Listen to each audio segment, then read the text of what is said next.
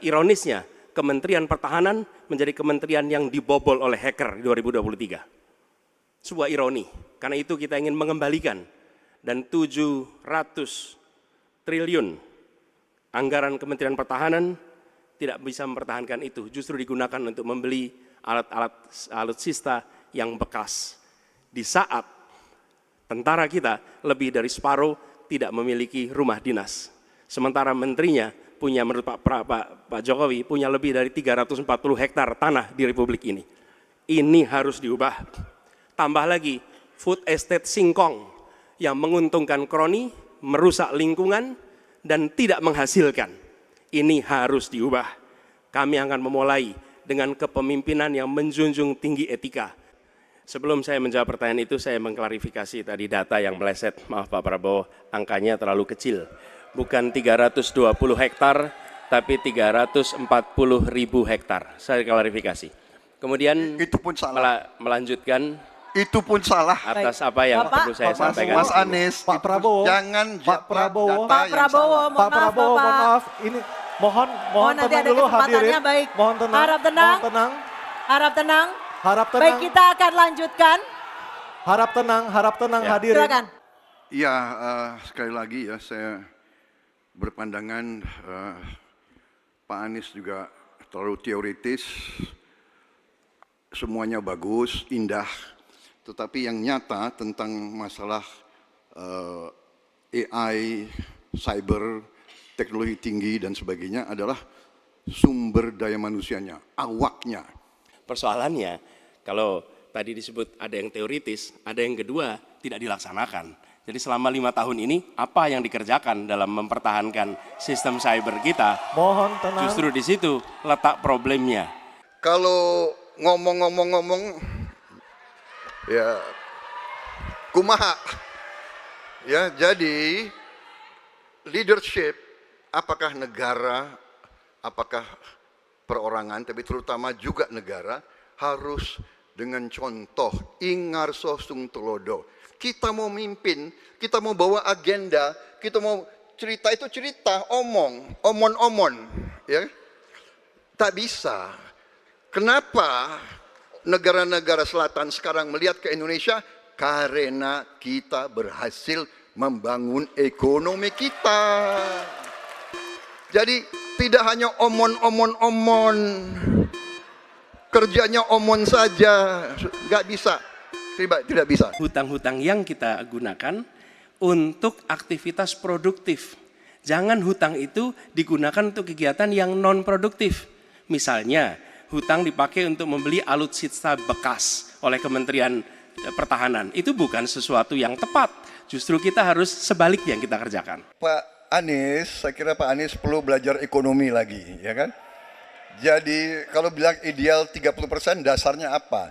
Yang di bawah kita itu Arab Saudi, Rusia, pokoknya negara-negara yang punya sumber alam yang luar biasa.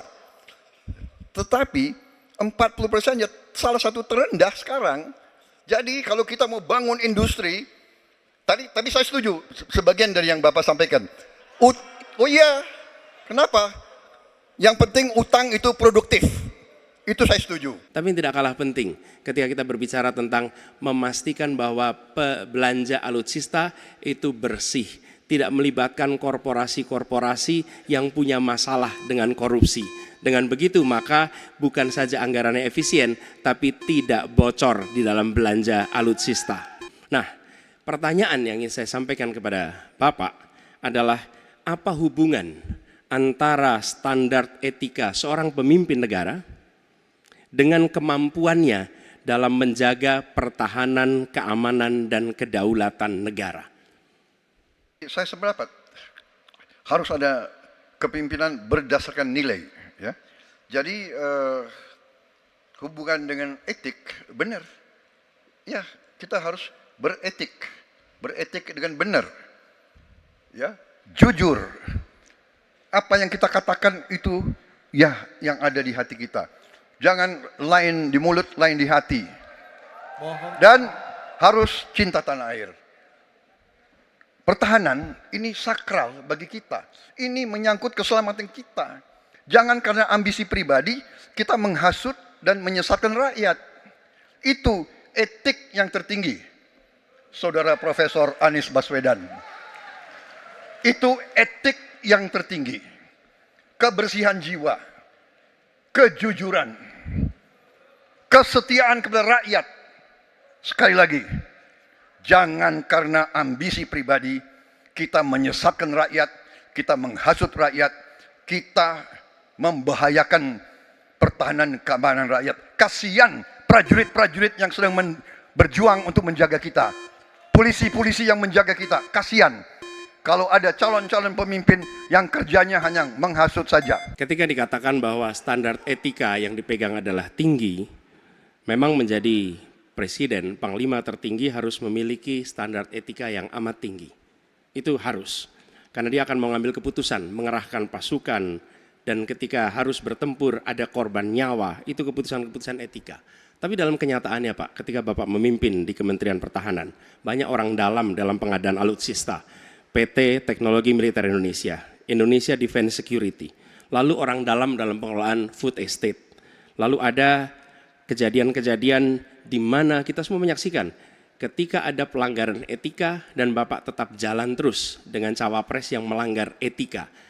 Artinya ada kompromi atas standar etika.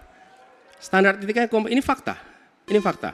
Dan kemudian dalam pidato Bapak mengolok-olok tentang penting etika. Saya tidak tega untuk mengulanginya. Pertanyaannya, apa penjelasan Pak Prabowo soal itu semua? Jadi, saudara-saudara, semua data yang saudara ungkapkan itu keliru semua. Jadi saya bersedia kita duduk, kita buka-bukaan, ya.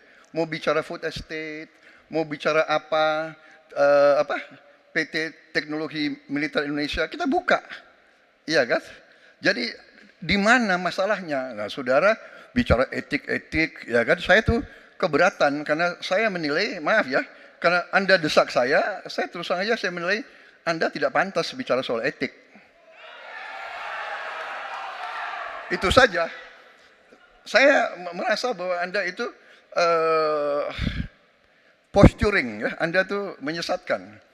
Itu aja, ya. Saya boleh berpendapat kan?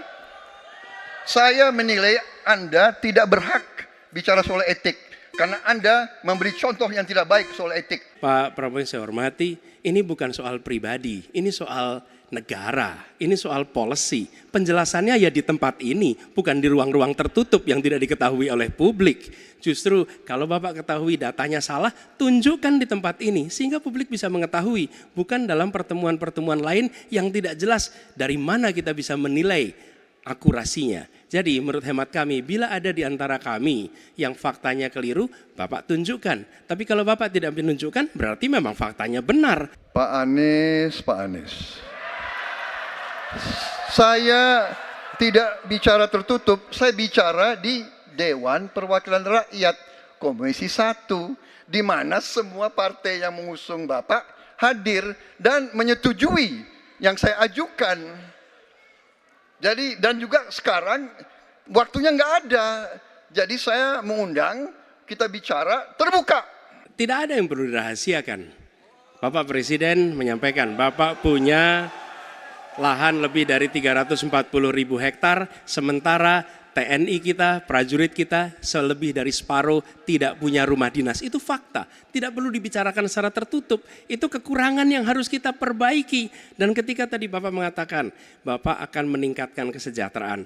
Pak, Bapak ini sudah Menhan selama 4 tahun, hampir 5 tahun. Bukan calon Menhan, jadi harusnya menunjukkan inilah yang sudah saya kerjakan. Bukan mengatakan apa yang akan dilakukan.